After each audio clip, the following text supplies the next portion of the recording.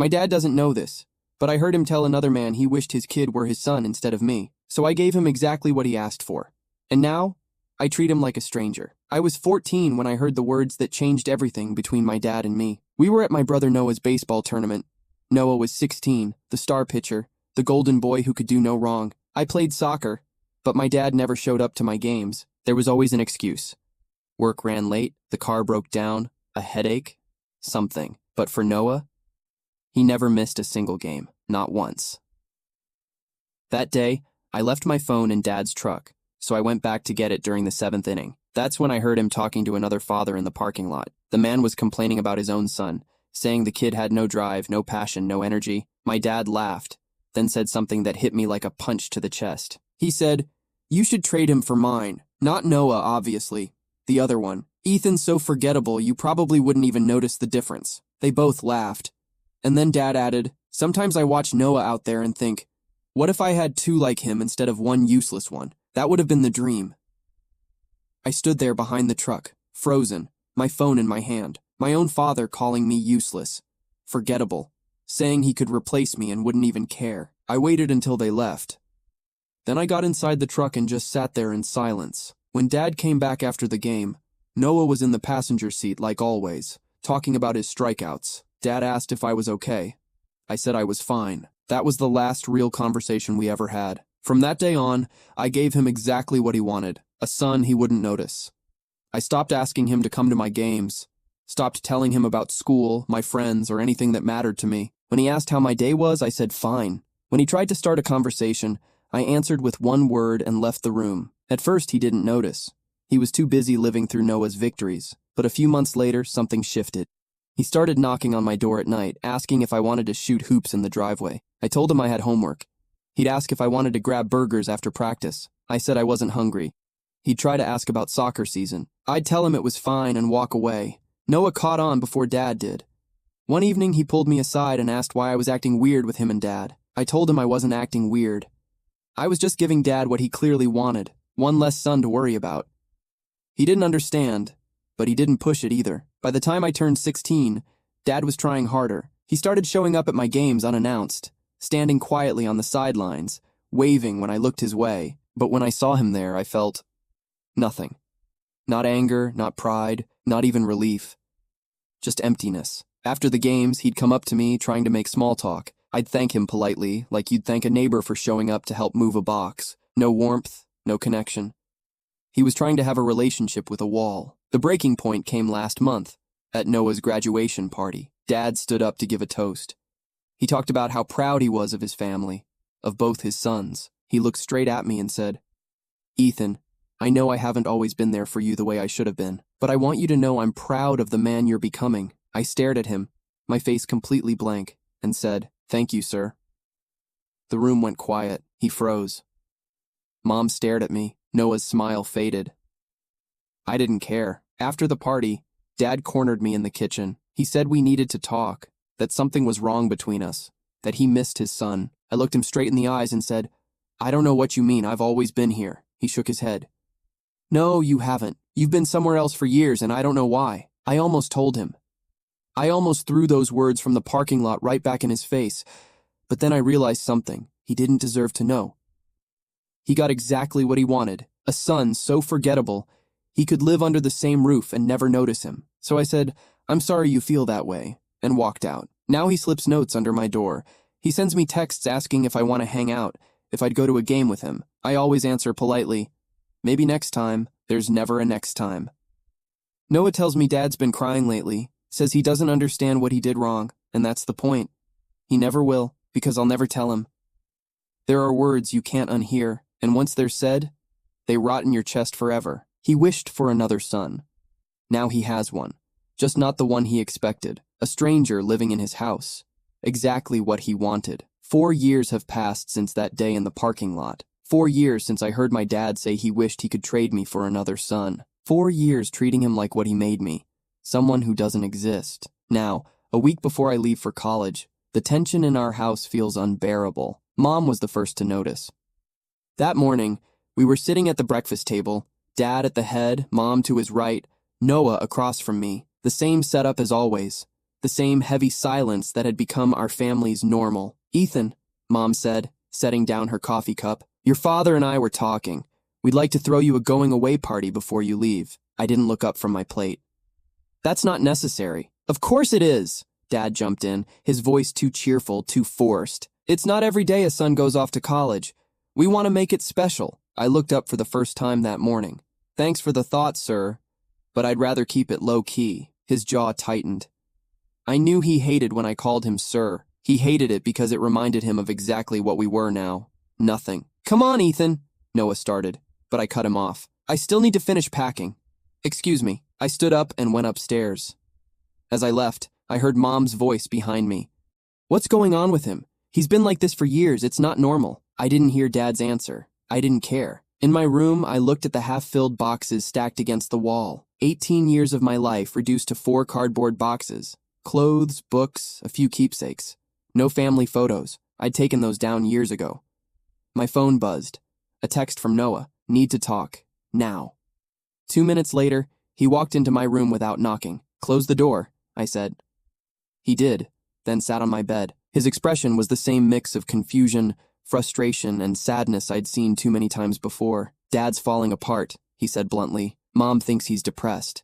He cries almost every night." I shrugged. "I'm sorry for him." "No, you're not. That's the problem." I turned to face him. "What do you want me to say, Noah? I want you to tell me what really happened. You've treated Dad like a stranger for 4 years, as if he did something unforgivable, and no one knows why." "I already told you years ago," I said quietly. "I'm just giving him what he wanted. One less son to worry about." "That doesn't mean anything," he said, frustrated. "Dad loves you. He always talks about how proud he is of you, how smart you are." "Now he does," I interrupted. "Where was that pride when I was 14? Noah went silent. "What happened when you were 14? I didn't answer. I turned back to my boxes and kept packing. "I'm your brother," he said softly. "If something happened, I need to know." "No, you don't. And even if I told you, it wouldn't change anything." Noah stood up and walked to the door. Before leaving, he said, "Mom's throwing the party anyway. Saturday. Grandparents, uncles, cousins, the whole family. Good for her." "Ethan, please, it's your send-off. At least do it for Mom." I didn't respond. He closed the door behind him. I sat on the edge of my bed, staring out the window. Outside, Dad's car sat in the driveway, in the exact same spot where his truck had been 4 years ago. The same parking lot, the same memories. I wondered if he ever remembered that conversation, if he ever thought about the words he said that day. Probably not. To him, it was just casual talk between two dads, a stupid joke. To me, it was the day my father died. Not literally, of course. He was still there, living under the same roof, breathing the same air. But the man I thought loved me, the man I thought was my dad, stopped existing the moment I heard those words. "You should trade him for mine." Not Noah, obviously. Ethan's so forgettable you wouldn't even notice. 4 years later, I could still hear his laughter, still feel the cold metal of the truck against my back as I hid, still feel something inside me break. My phone buzzed again. This time, it was Mom. "Party's on Saturday at 6 p.m. Everyone's coming. Please, Ethan."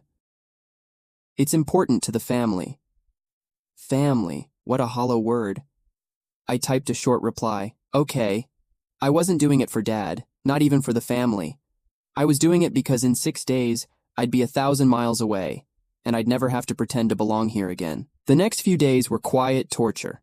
Mom threw herself into planning the party, catering, decorations, guest lists. She invited people I hadn't seen in years. Dad tried to help, but every time he walked into a room where I was, the air turned heavy. I didn't exactly ignore him. I just responded politely, like I would to a mailman or a neighbor. On Thursday night, I came downstairs for water and found him waiting in the kitchen. "Ethan, can we talk for a minute?" he asked. "Sure." I poured the water, leaned against the counter. I didn't sit. Didn't want to make it seem like a long talk. He rubbed his hands together, nervous. "I know things have been hard between us these last few years." "Oh, really?" "Don't do that," he said quietly. "You know what I mean." "No, sir, I don't.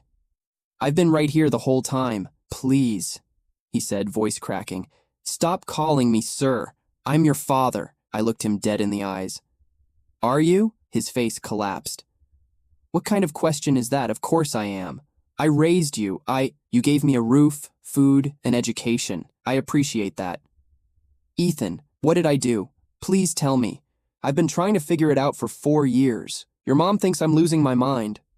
Noah looks at me like I'm a failure, and you look at me like I'm nothing. I don't look at you like you're nothing, I said calmly. I look at you like what you are.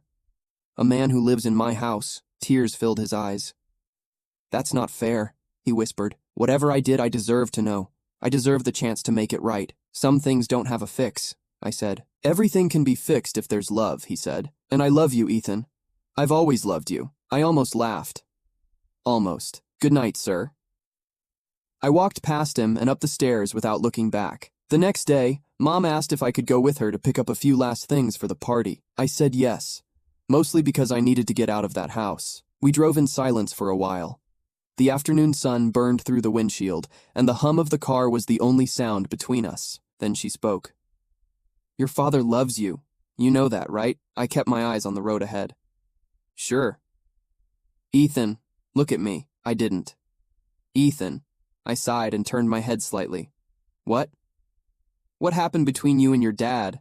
And don't say nothing. I've watched this family fall apart for years and no one tells me why. Nothing happened, Mom.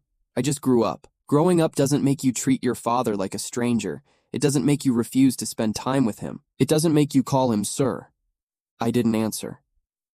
You were 14 when everything changed, she continued, her voice trembling now. One day you were a normal kid who wanted your dad's attention. The next, it was like someone flipped a switch. What happened that day?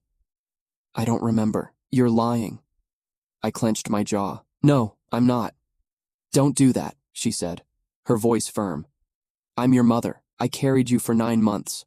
I know when you're hiding something. The car stopped at a red light. She turned to face me, eyes locked on mine. Noah told me you once said you were giving your dad what he wanted. What does that mean? My throat tightened. Nothing. Ethan, please. You're leaving for college in a few days. I might not see you for months. I need to understand before you go. The light turned green. She didn't move. Mom, I said quietly. The light? I don't care about the light, she said, tears in her eyes. I care about my son. A horn blared behind us. She didn't flinch. Talk to me. There's nothing to say. Another horn. She finally drove forward, but her expression stayed the same. Determined. Desperate. I'm going to find out what happened, she said. With or without your help. I didn't say another word for the rest of the ride, but for the first time in years, I felt something close to fear, not because of my father, but because of what would happen when my mother finally learned the truth about him. Saturday came too fast. By 5 in the afternoon, the house was full of family.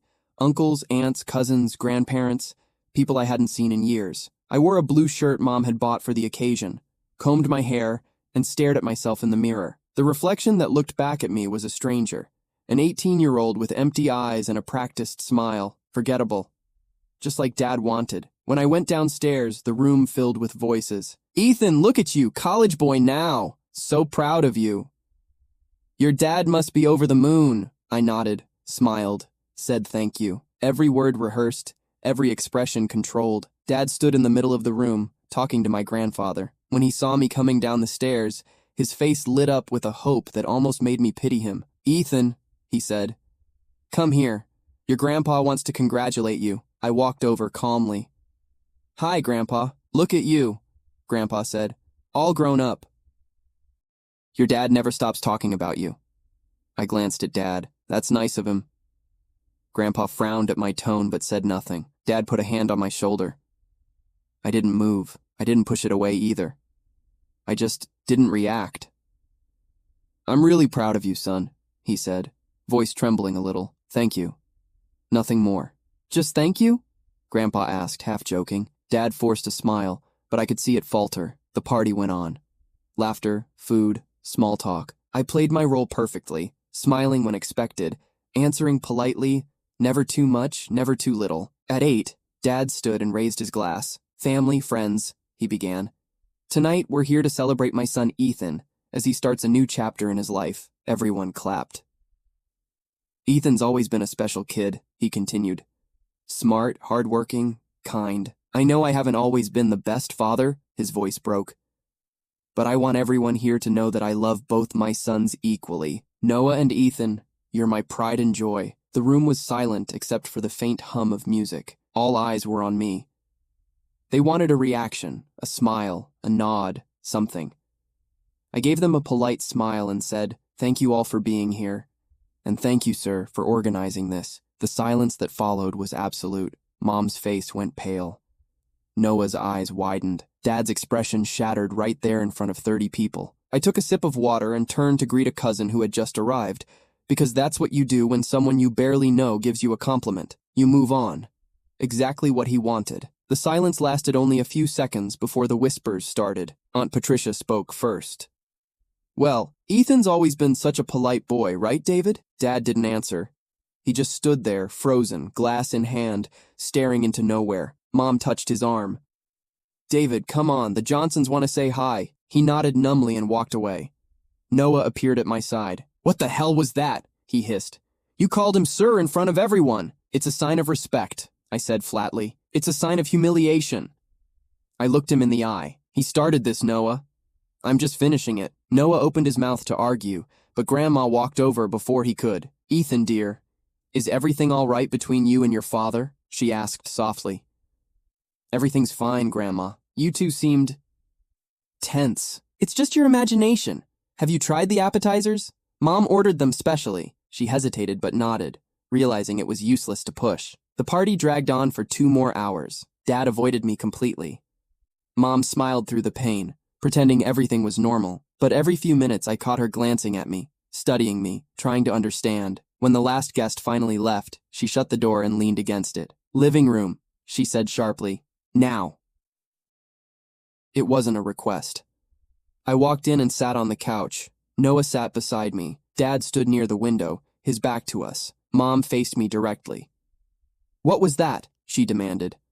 "What was what? Don't play dumb.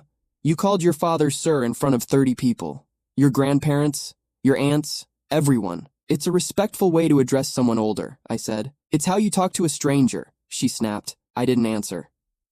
Dad turned around, his eyes red. "Laura, leave it." "No, David," she said. "This ends tonight. I've watched our family fall apart for 4 years. I'm done pretending. Ethan, I'll ask you one last time. What happened between you and your father?" "Nothing," I said quietly. "You're lying." "I'm not." "Then what does that mean? Nothing happened. Because that's exactly the problem. Nothing happened. No effort, no care, no love." Mom's voice cracked. Dad stepped closer. "That's not true. I love both my sons." "Really?" I said, standing.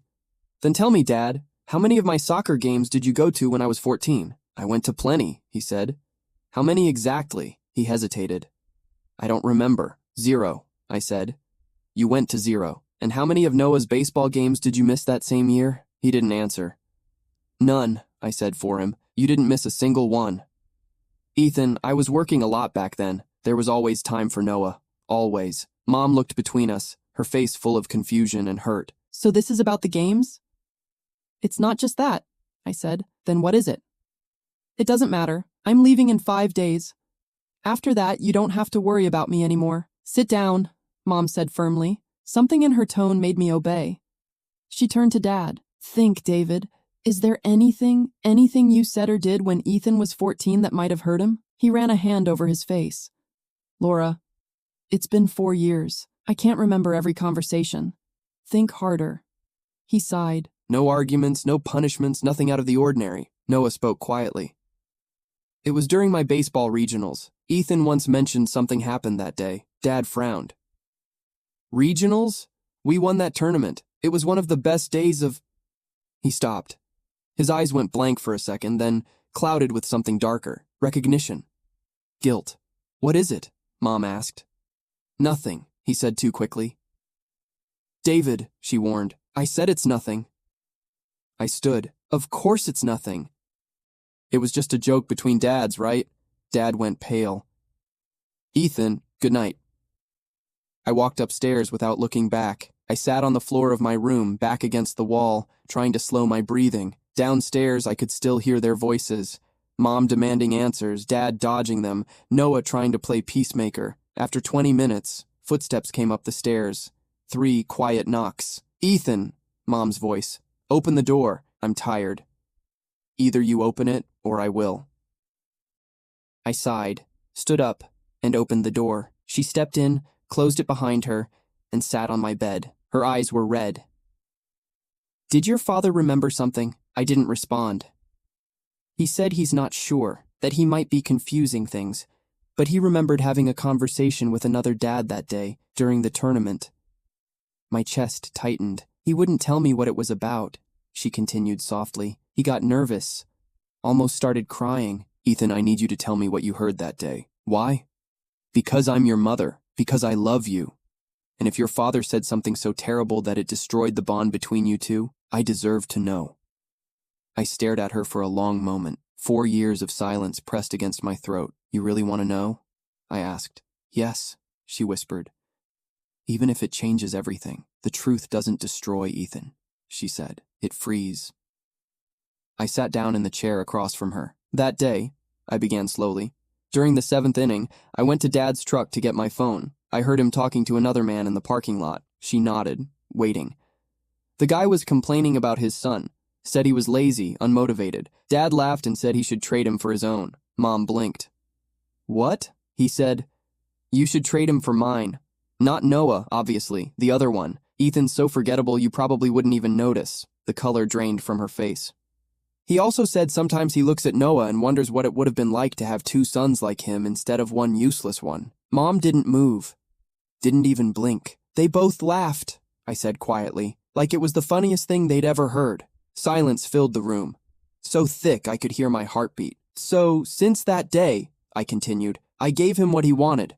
A forgettable son, one he wouldn't notice." Mom covered her mouth with her hand. Tears slid down her cheeks. "4 years," she whispered. "You carried that alone for 4 years? I didn't have a choice. You could have told me. For what? It wouldn't have changed what he said, or what he thought of me." She stood abruptly. "I'm talking to your father." "Don't," I said firmly. "Ethan, this can't just—" "It already did, 4 years ago. The only thing left to decide is what you'll do with the truth." She stared at me for a long moment, breathing hard. Then she turned and left the room. I listened to her footsteps going down the stairs, then the silence before the storm. 10 minutes later, the shouting began. "How could you say something like that about your own son? Laura, it was a stupid joke, 2 men talking, that's all." "A joke? You called him useless, forgettable. You laughed about it. I don't even remember saying it that way." "Oh, now you don't remember? You conveniently forget the moment that broke your child? Keep your voice down, Ethan can hear us." "Good. Let him hear how his father tries to minimize what he did." A door slammed. Then silence again. I stayed awake until after 3 in the morning. At 7, there was another knock. "Ethan, it's Noah." I opened the door. He looked awful. Dark circles under his eyes, messy hair. "Mom told me everything," he said quietly. I didn't answer. "Why didn't you ever tell me? What would you have done?" "I don't know. Talked to him, called him out, something. And then what?" "You think that would have changed anything?" Noah sat on the edge of my bed, shaking his head. "When you said you were giving Dad what he wanted, I thought you were just being dramatic. I didn't realize it's not your fault," I said. "You were 16. This isn't on you." He swallowed hard. "Dad didn't sleep here last night. Mom kicked him out. He's staying at a hotel, where he belongs. She said she needed time to process everything." "And you?" I asked.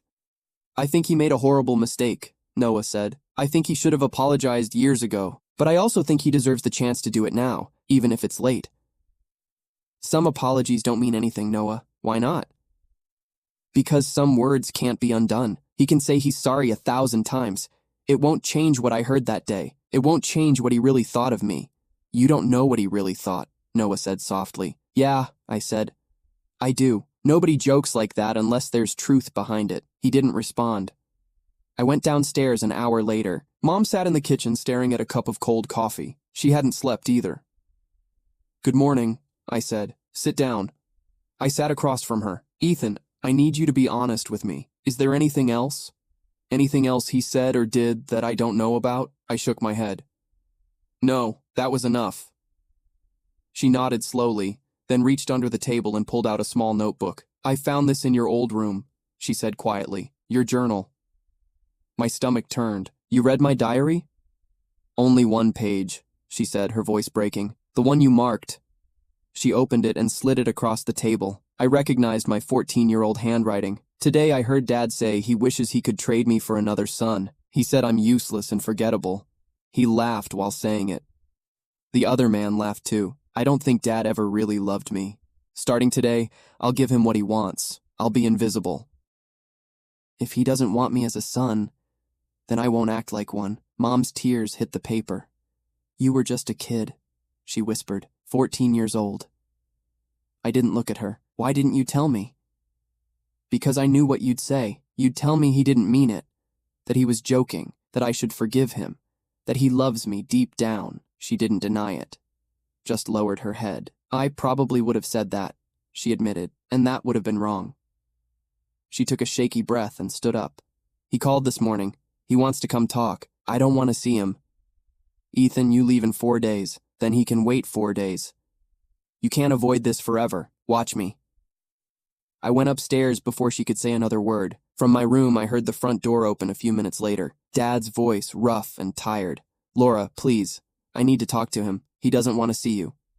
Just 5 minutes. David, I can't even process what you said. How could you talk like that about your own son? It was stupid. I was trying to fit in, make a joke. I didn't think. That's the problem. You never think when it comes to him. I need to see him, Dad pleaded. I need to apologize. An apology won't fix 4 years of damage. I know, but I have to try. Footsteps on the stairs. 3 knocks on my door. Ethan. His voice soft, trembling. Please open up. I didn't move. I know you can hear me, he said. And I know you probably hate me. You have every right to. Silence. What I said that day was unforgivable, he continued. There's no excuse, no explanation that makes it better. I was a coward, a terrible father, but I need you to know something. I didn't mean it. I never meant it. It was a stupid thing to say to get a laugh from another dad. I wasn't thinking. I stayed quiet. Please, he said. Just let me talk to you. After 5 minutes, his footsteps faded away, and for the first time in 4 years, I felt something I hadn't felt in a long time. Doubt. 2 days later, Dad came back home. He didn't stay in their bedroom. Mom told him to sleep in the guest room. They barely spoke. Noah tried to act normal, but the whole house felt like it was holding its breath. I spent those days packing, keeping my door locked most of the time. On Tuesday night, there was a knock on my door again. Mom's voice. Your father wants to talk to you. He says he won't leave until you listen. He can wait, I said. Ethan, you leave in 2 days, she said gently. If you don't talk now, when will you? Do you really want to carry this forever? Maybe that's for the best. She walked in and sat on my bed. No, it's not. You don't have to forgive him. Just listen. Sometimes forgiveness starts with understanding. I looked at her. Why do you keep pushing this? Because I'm your mother, she said simply. And because I don't want you to carry this anger for the rest of your life. The forgiveness isn't for him, Ethan. It's for you. I was quiet for a long moment. Then I sighed. 5 minutes? She nodded, relieved, and left the room. 2 minutes later, Dad stepped inside. He looked smaller, thinner than he'd been just a week ago. His eyes were dark and sunken, his face drawn. He sat down in the chair by my desk. Thank you for giving me this chance, he said quietly. I didn't answer. He clasped his hands together, nervous. I don't know where to start. I've been thinking about this for days and nothing feels like enough. Then don't say anything, I said coldly. I need to, he said. Even if it's not enough. He took a shaky breath. What I said that day was the worst thing I've ever said in my life. There's no excuse, no reason.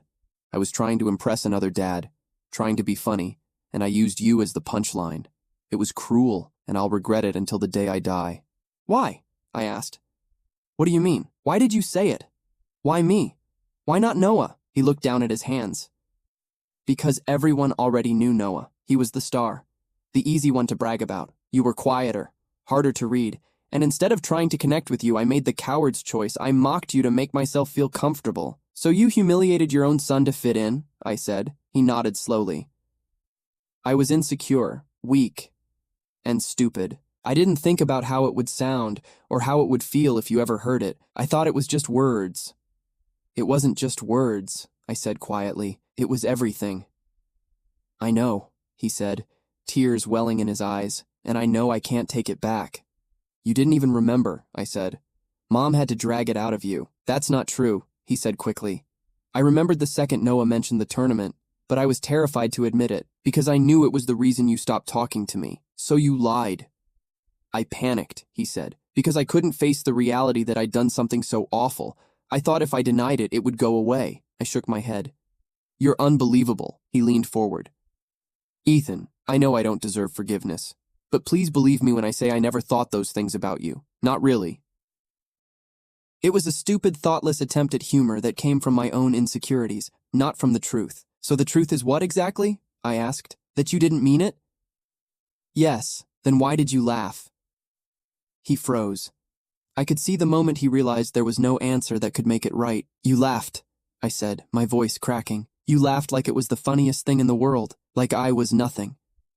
That laugh still echoes in my head every time I think about you. He wiped his eyes with the back of his hand. You're right, I laughed, and that's what makes it worse, because I can't undo that moment. I can't take away the way it made you feel. All I can do is own it, and promise that I'll never let anything like that happen again. I stood and walked to the window. You think a promise changes anything? No, he said quietly, but maybe time will. If you let it. I turned back toward him. Why should I? You had time. 4 years of it. He nodded slowly. I know, and every single day I hoped you'd give me another chance, but you shouldn't have had to be the one to fix it. That was my job. I failed you, Ethan. He stood, hesitant. I can't ask you to forgive me, but I can ask for one thing. What? The chance to prove I can be better. Not today, not tomorrow, just someday. Let me show you that I can be the father I should have been. I didn't answer. He took a step toward me. Please.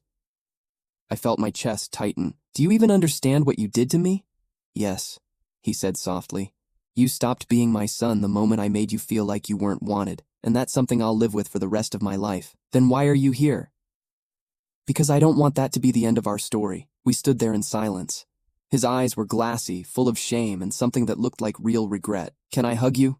He asked finally. I didn't say yes, but I didn't say no either. He took a cautious step forward, then another. When his arms went around me, I froze. Then something inside me cracked, and I let it happen. For the first time in 4 years, I let my father hold me, and I cried. I cried for the 14-year-old boy who heard those words in a parking lot. I cried for all the years I'd spent trying not to feel anything. I cried because I didn't know if forgiveness was possible, but at least now he finally understood what he'd destroyed. When we finally stepped apart, the room was silent again. This doesn't mean everything's fine, I said quietly. I know. I don't know if it ever will be. I understand. I wiped my eyes, but I'll try not to hate you. He nodded slowly. That's more than I deserve. He left the room without another word. That night, for the first time in days, we all ate dinner together. No yelling, no forced smiles, just quiet. The air was still heavy, but it wasn't unbearable anymore. Noah looked between us. So, are you two okay now? I didn't answer right away. Not okay, I said finally. But better. Dad gave a small nod. It's a start. Mom served the food without speaking, her eyes red but calm. After dinner, Noah came to my room. What happened? He asked. We talked, and? There's no magic fix, Noah. No big moment where everything's fine again. Just two people trying to figure out how to move forward. He nodded. Are you going to forgive him? I don't know. Maybe someday, but not today. He sat beside me. You know what hurts me the most? What? Realizing that while Dad was busy being proud of me, you were hurting, and I didn't see it. I shook my head. That wasn't your job to see. You were a kid. Still, he said, I wish I'd been a better brother. You were the best one I could have had, I said quietly. That's more than enough. He smiled weakly. I'm going to miss you. I'll miss you too. We sat there in silence, two brothers caught between what was broken and what might still be rebuilt. The next morning, I woke up to the sound of quiet voices downstairs, Mom and Dad. I couldn't make out everything, but I caught pieces through the thin walls. Soft, tired words, the kind people say when they've been hurt too long to yell anymore. By the time I went downstairs, Noah was already in the living room. They've been talking for hours, he whispered. Mom told me not to interrupt. We waited in silence until we heard the bedroom door open. Mom came out first. Her eyes were red, her face pale but calm. Dad followed, looking like someone who hadn't slept in a week. Noah stood. So, what's happening? Mom looked at both of us. We're going to counseling, she said quietly. Both of us. And your father's going to therapy on his own, too. That's it? Noah asked. For now, she said. It's a start. Dad nodded slowly. We have a lot to work through. Then he turned to me. And when you're ready, Ethan, I'd like to go to therapy with you too, if you ever want that. I don't know when that'll be, I said honestly. There's no rush, he said softly. I'll be here whenever you decide. 2 days later, it was time for me to leave for college. My suitcases sat by the front door, and Noah's car waited outside to take me to the airport. Mom hugged me first, her arms wrapped tight around my shoulders like she was afraid to let go. Call me when you land, she said, her voice breaking. Every week, I don't care how busy you are. I will, I said. She wiped her eyes. I love you, Ethan, more than anything in the world. I love you too, Mom. She smiled faintly and stepped back. Dad approached next, hesitant. Can I? I nodded. He hugged me. Not too tight, not too long. Just enough. It wasn't dramatic. It wasn't awkward. It just was. I'm going to do better, he whispered. You don't have to believe me. Just watch. Don't promise, I said quietly. Just do it. He nodded, eyes glassy. I will. When we pulled apart, I saw something in his face I hadn't seen in years. Determination. Maybe real this time. Goodbye, Dad, I said. It was the first time I'd called him that since the parking lot. He froze for half a second, then smiled, his voice shaking. Goodbye, son. Noah grabbed my bags and loaded them into the car. He didn't say much until we were halfway to the airport. How are you feeling? He asked. Strange, I said. Relieved, sad, exhausted. All of it at once. That's normal. What about you? I asked. Guilty, he admitted. But also hopeful. Hopeful? He nodded. For the first time in years, I think we might actually become a real family. Not perfect, just real. That depends on Dad, I said. I know, he said, but I think he's serious this time. When we reached the airport, Noah parked the car and got out to help with my luggage. He pulled me into a hug. Take care of yourself, man. You too, he smiled. And hey, don't be too hard on him. He's trying. Trying isn't enough, I said quietly. He has to be better. Then give him the chance to prove it. I nodded, not because I agreed, but because I wanted to believe it was possible. I waved one last time before walking into the terminal. I didn't look back. The flight was 3 hours. I spent most of it staring out the window, thinking about the last few days. The truth had finally come out. The family had cracked apart, then started, slowly, to rebuild. Dad had said he was sorry, and I had said goodbye. I didn't know what would happen next. I didn't know if he'd actually change or if we'd ever really be okay, but for the first time in 4 years, the weight on my chest felt lighter. Not gone, but manageable. 5 years later. I stood in front of my bathroom mirror, adjusting my tie. Today was my master's graduation. My phone buzzed. A text from Noah. We're on our way. Mom's been crying since we left. Dad had to pull over twice so she could calm down. I smiled. 5 years. It felt like both forever and an instant. During my first year away, Dad called every Sunday. At first, it was awkward. Long silences, small talk about classes and food, but he never missed a call. Not once. By the second year, we started talking about real things. He told me about therapy, about what he was learning, how he'd spent years hiding behind work and Noah's success because it made him feel like he mattered. My therapist says I used Noah's achievements to cover my own failures, he admitted one night. And I pushed you away because you reminded me of myself. Quiet, uncertain, scared of not being good enough. I should have protected that in you, not punished it. That conversation changed something between us. It wasn't forgiveness, not yet, but it was understanding. By the 3rd year, he came to visit me, alone. We spent a weekend together, watched a soccer game, ate cheap diner food, talked until midnight. At one point, he said, "Do you remember when you used to ask me to come to your matches?" "Yeah," I said. Every time I said no, I told myself it didn't matter, that you'd understand, that there'd be other games, but there weren't, were there? No, I said quietly. There weren't, he nodded. When I finally started showing up, it was already too late. It wasn't too late, I told him. You were just late. He looked up, confused. There's a difference, I said. Too late means you missed your chance. Being late means you still have one. That night, for the first time, I felt like maybe I really had a dad again. Not the one I imagined when I was a kid. Not the one who broke me when I was 14, but a man. Flawed. Human. Trying to make things right. At Christmas, during my 4th year, I finally went home. We had dinner together. Me, Mom, Noah, and Dad. For the first time in forever, he didn't talk only about Noah. He asked about my projects, my friends, my future, and he listened. After dinner, he pulled me aside and handed me a small box. Inside was an old scratched watch. It was my father's, he said. He gave it to me when I graduated college. I was going to give it to Noah, but you don't have to. Yes, I do, he said, smiling sadly. Noah has plenty of memories with me. Trophies, photos, all the games I went to. You don't. And that's my fault. This is just something. Something that's yours. I looked down at the watch. This doesn't erase what happened, I know, he said softly. But maybe it reminds you that I never stopped loving you, even when I didn't know how to show it. I put the watch on that night. I still wear it every day. Now, standing in front of the mirror 5 years later, I adjusted the same watch on my wrist. 5 years of therapy, forgiveness, and slow rebuilding. We weren't perfect. Maybe we never would be, but we were walking forward, together. The doorbell rang. I opened it to see Mom first, eyes already shiny with tears. My baby, she cried, hugging me tight. Look at you. Mom, you saw me 3 months ago. 3 months is a long time, she said, laughing through the tears. Noah walked in behind her, grinning. Congratulations, man. Officially a genius. Not yet, I said. Still gotta walk the stage. Then Dad appeared in the doorway. He didn't rush in. He just stood there for a second looking at me.